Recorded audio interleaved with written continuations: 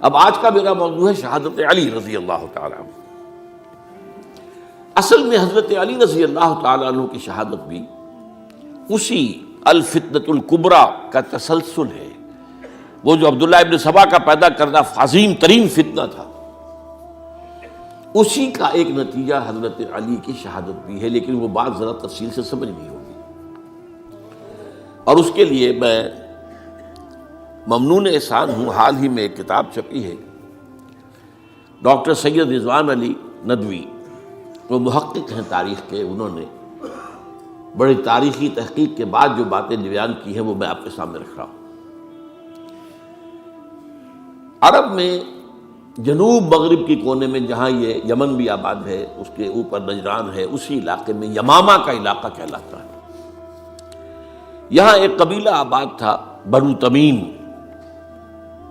یہ جو لوگ تھے بڑے کرخت مزاج، جنگجو، اکھڑ، ضدی، اور جس بات کو ایک دفعہ مان لے اس پر اڑ جانے والے اور مر مٹنے والے۔ یہیں سے فتنہ پہلا اٹھا تھا، سب سے بڑا جو نئے جھوٹے نبی کھڑے ہوئے تھے ان میں سب سے بڑا تو مسیلمہ کذاب تھا، یہی تو علاقہ تھا، اور اس کے خلاف اس فتنے کی سرکوبی میں کتنے صحابہ، 1200 صحابہ ایک جنگ کے اندر شہید ہوئے، جن میں 500 جو ہیں وہ حفاظ تھے رضی اللہ تعالیٰ عنہ اجمعین۔ تو یہ لوگ جو یہ تھے بڑے زوردار تھے۔ اس قبیلے کے بارے میں حضرت عمر رضی اللہ تعالیٰ عنہ نے ایک بڑی عجیب حکمت عملی اختیار کی۔ ان کو وہاں سے اکھاڑ کر اور ایران کی سرحدوں پر آباد کر دیا، اب جہاں پر جہاد ہو رہا تھا، تاکہ ان کے اندر جو یہ جنگجوئی ہے یہ اب اس مقصد کے لیے استعمال ہو، اب وہ دارالاسلام کی توسیع کے مقصد کے لیے استعمال ہو، اور وہ ہوئی۔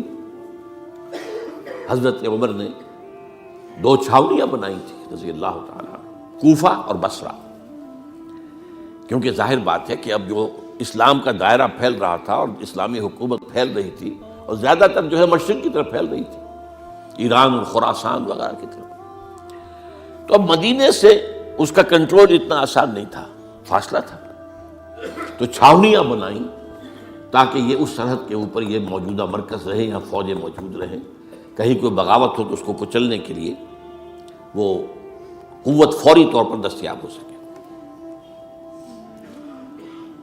یہ لوگ ہیں کہ جو عبداللہ ابن سبا کی فتنے سے سب سے زیادہ متاثر ہوئے۔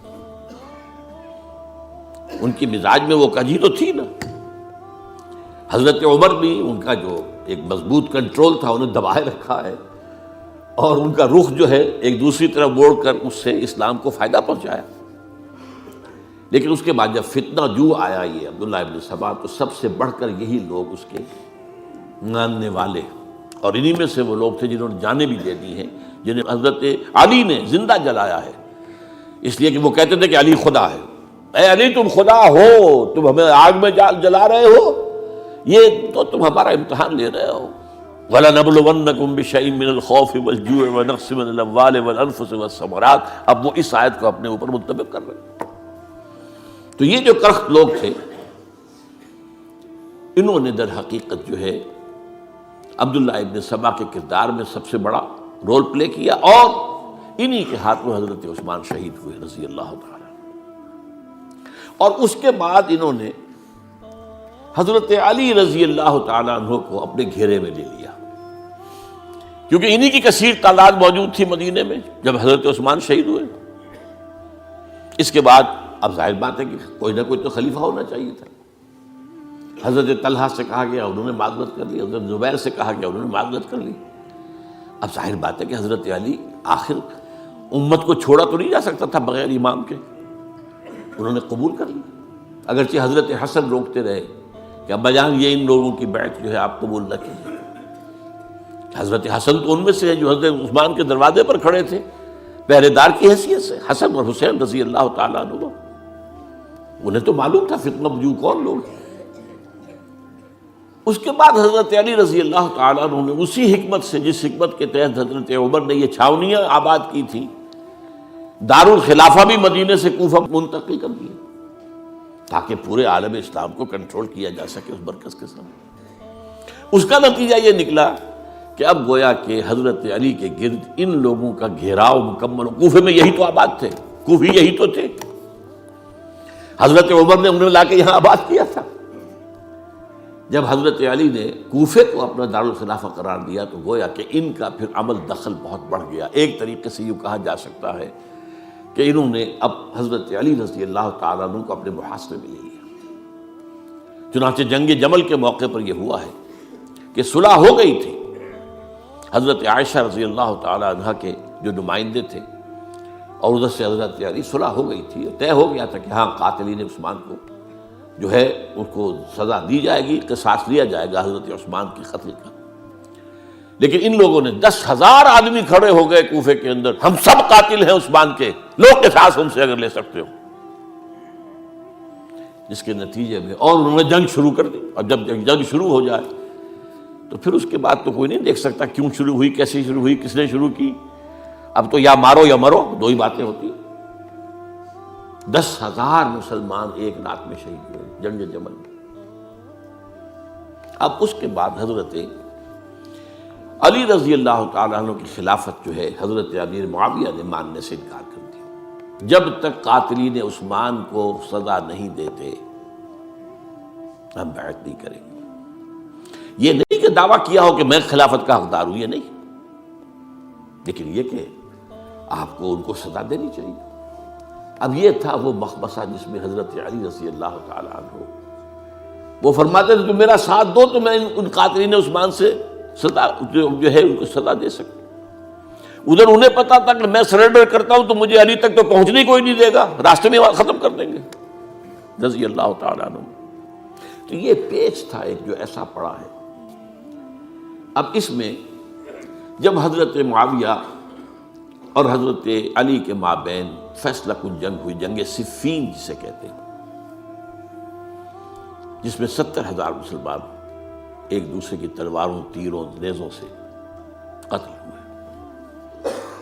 اس موقع پر حضرت معاویہ کی طرف سے ایک آفر آئی، قرآن مجید کو نیزے پر اٹھا کر لوگوں نے کہا کہ یہ خون ریزی بند کر دو، ہم قرآن کا فیصلہ ماننے کو تیار ہیں۔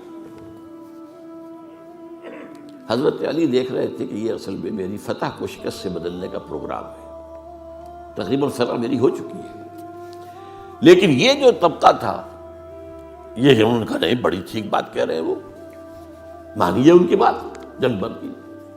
انہوں نے ہی یہی لوگ تھے جنہوں نے مجبور کیا حضرت علی کو کہ وہ تحکیم پر رضامند ہو جائے۔ اس کے بعد تحکیم میں جو معاملہ ہوا، حضرت علی حضرت عبداللہ ابن عباس کو اپنی طرف سے حاکم بنانا چاہتے تھے، یہ اڑ گئے نہیں۔ یہ اڑ جانے والے لوگ، اور یہی اصل قوت تھے، وہاں ساری طاقت تو انہیں کی تھی۔ تو انہوں نے ابو موسیٰ اشعری کو اپنی طرف سے مقرر، وہ بہت نرم خو آدمی تھے، انہیں بناؤ۔ بہرحال جو بھی بات طے ہوئی، اب تاریخ کی روایتوں میں اختلاف ہو سکتا ہے، کہا یہ جاتا ہے کہ طے تو یہ ہوا تھا حکمین کے مابین، ادھر سے ابو موسیٰ اشعری، ادھر سے عمرو بن العاص رضی اللہ تعالی عنہما، کہ آپ اپنے جو کلائنٹ ہیں حضرت علی آپ انہیں معزول کر دیجئے، میں معاویہ کو معزول کر دیتا ہوں، پھر جو ہے مسلمان فیصلہ کر لیں کسی اور کی عمارت۔ انہوں نے کھڑے ہو کے کہہ دیا میں علی کو معزول کرتا ہوں، اور عمرو بن العاص نے کہا کہ میں معاویہ کو قائم کرتا ہوں۔ اب یہ ہے روایت، واللہ عالم اس میں کتنا سچ ہے کتنا جھوٹ ہے، میں کوئی مورخ نہیں ہوں، میں کوئی تاریخ کا محقق نہیں ہوں۔ اس کے بعد جو ہے اب یہ لوگ انہوں نے کہا کہ مانیے تحکیم کو، اور جب انہوں نے حضرت علی نے اس تحکیم کے فیصلے کو ماننے سے انکار کیا تو باغی ہو گئے، حضرت علی کو کافر قرار دیا، اور جا کر ایک جگہ پر حرورہ ایک جگہ تھی وہاں پر جا کے جمع ہو گئے، جتھا بندی کی، بہت بڑی طاقت پر وہاں کری۔ انہوں نے طے کیا کہ علی بھی کافر ہو گیا، معاویہ بھی کافر ہو گیا، عمرو بن العاص بھی کافر ہو گئے، سب کافر ہیں۔ حضرت علی کی طرف سے ایک گئے سفیر ان سے بات کرنے کے لیے، تو انہوں نے کہا تم ہی نے تو کہا تھا کہ تحکیم کو تسلیم کرو، کہ ہاں ہم نے گناہ کیا تھا، کفر کیا تھا، ہم توبہ کی ہم نے. اگر علی بھی مان لے کہ میں نے مان کر کفر کیا تھا، اب میں توبہ کرتا ہوں، تو ہم ان کی بات مان لیں گے. اب حضرت علی اس طرح کا جھوٹ کیسے بولتے؟ انہوں نے تو کوئی کفر نہیں کیا تھا. بہرحال انہوں نے پھر بھی نرمی برتی کہ دیکھو اگر تم کوئی خونریزی نہیں کرو گے، فساد نہیں مچاؤ گے، تو میں تمہیں کچھ نہیں کہوں گا. لیکن وہ اپنی ان شرارتوں سے بعد نہیں آئے. تو پھر تیسری جو بڑی جنگ ہوئی ہے ان جنگوں میں، جنگ نہروان کہلاتی ہے، حضرت علی کی جنگ خوارج کے ساتھ، جس میں 4000 خارجی جو ہیں وہ قتل ہوئے. اور یہ بات اب آپ نوٹ کر لیجئے کہ یہ لوگ جیسا کہ اکھڑ بھی تھے لیکن اپنی بات پر ڈٹ جانے والے تھے، لیکن ساتھ ہی دیندار بھی تھے، نمازی اور روزہ دار بھی تھے. یہ اس طرح کے لوگ نہیں تھے کہ جو فاسق اور فاجر ہو. بس یہ مزاج کا ایک ہے، جس بات دل میں بیٹھ گئی اڑ گئے.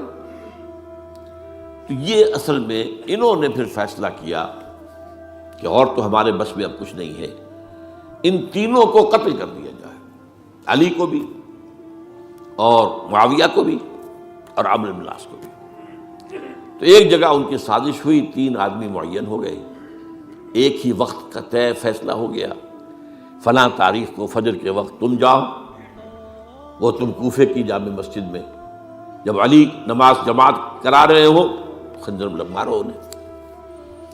اور یہ اس کا نام ابن ملجم تھا، خارجی. یہ وہی لوگ بنو تمیم کے لوگ.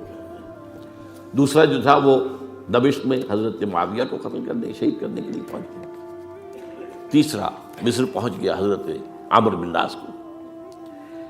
اب یہ بات اللہ کی طرف سے ہے، یہ تو اس کی مشیت ہے، اس کا فیصلہ ہے. حضرت علی پر وار کارگر ہوا اب شہیدوں میں. حضرت معاویہ پر وہ وار ذرا اوچھا پڑا، زخمی تو ہوئے لیکن آپ کی جان بچ گئی. عمرو بن العاص اس روز مسجد میں کسی معذوری کی وجہ سے، عذر کی وجہ سے فجر میں آئی نہیں سکی، لہذا حضرت علی کی شہادت ہو گئی. اب یہ ہے اصل پس منظر، کن لوگوں نے کیا شہید، اصل میں وہ سمجھ لینے کی بات ہے. یہ خوارج نے شہید کیا، لیکن خوارج کا فتنہ سبائی فتنے ہی کا آف شوٹ ہے، اسی کے ذیل میں ہے، اسی کی ایک شاخ ہے، اسی کا ایک نتیجہ ہے. یہ خوارج جو ہے بعد میں بھی ان کی مسلسل جو ہے وہ جنگیں رہی ہیں. بہرحال اس صورتحال کو یہ سمجھ لیجئے کہ یہ خلفائے ثلاثہ رضی اللہ تعالی عنہ، حضرت عمر شہید، عثمان شہید، علی شہید. عجیب بات ہے کہ تینوں کا نام عین سے شروع ہوتا ہے، عمر عین سے، عثمان عین سے، علی عین سے. تینوں شہید ہوئے ہیں. لیکن یہ کہ یہ ہے تاریخی پس منظر.